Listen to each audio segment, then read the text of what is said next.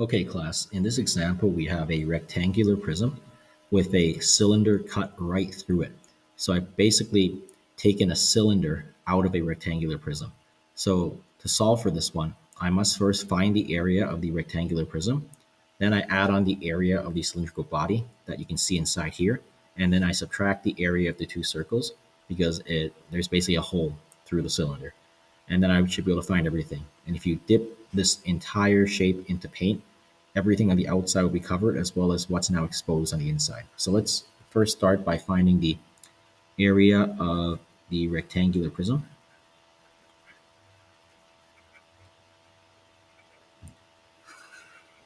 And I'm going to start with my front and back, okay? So front plus back. The front is going to be 8 times 12. I'm going to simply write 8 times 12 as if the hole isn't actually there, and then multiply it by 2 to get the back. So 8 times 12 is 96. 96 times 2 is going to be 192. Now I'm going to look for the left and right. So for the left and right, the right side is going to be 3 times 8. And I'm going to multiply it by 2 to get the left side as well. So 8 times 3 is 24. 24 times 2 is going to be 48. Great. Now let's complete the top plus bottom. Okay, top is going to be 12 times 3. So I got 12 times 3 multiplied by 2 to get the bottom as well. So I got 36 times 2, which is going to be 72 centimeters squared. Now if I want to find the total surface area of the rectangular prism that I see here, I'm simply just going to add up the area of all my sides. So okay, I add the front and back, I add the left and right, and I add the top and bottom. And I'm going to get a total of 312. Great. Now I'm going to organize this a little bit more here. Okay, great. Now I'm going to have to find the area of the two circles. Well, first things first, here from one end of the circle to the other end passing through the origin, the 4 is going to be my diameter. Hence my radius, which is half of the diameter. So half of the diameter means I divide it by 2. The radius should be 2 centimeters. And the height of the cylinder.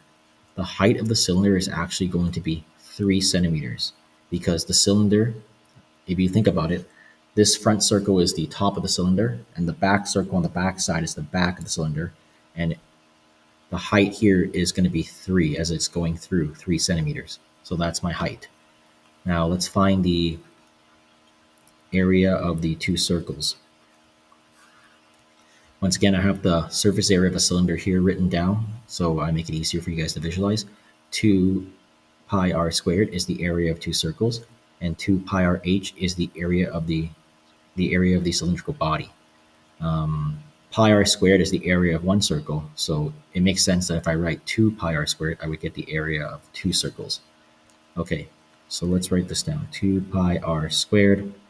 In this case, my radius is going to be 2. So I got 2 times pi times 4 now because 2 squared is just 2 multiplied by itself. And I got 2 pi times 4. 2 times 4 is 8, so I got 8 pi. And 8 pi is simply going to be 25.13274,123 centimeters squared. Now, let's find the area of the cylindrical body. So here I got the cylinder body. So here I got the cylinder body. The area defined for that would be 2 pi rh. So I got 2 pi rh. In this case, radius is 2, and height is 3, as you can see here, right? So now I just compute this. 2 times 2 times 3, I should get a total of 12 pi. And 12 pi is 37.6991184 centimeters squared. So now if I want to find the total,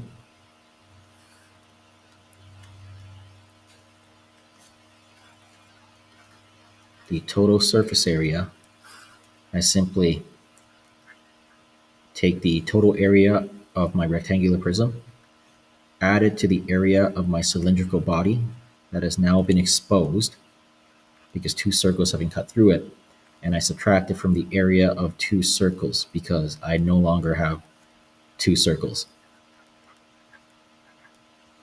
As you can see, circles have been taken out of my shape entirely. So now if I compute that math, I should get 324.5663706 centimeters squared.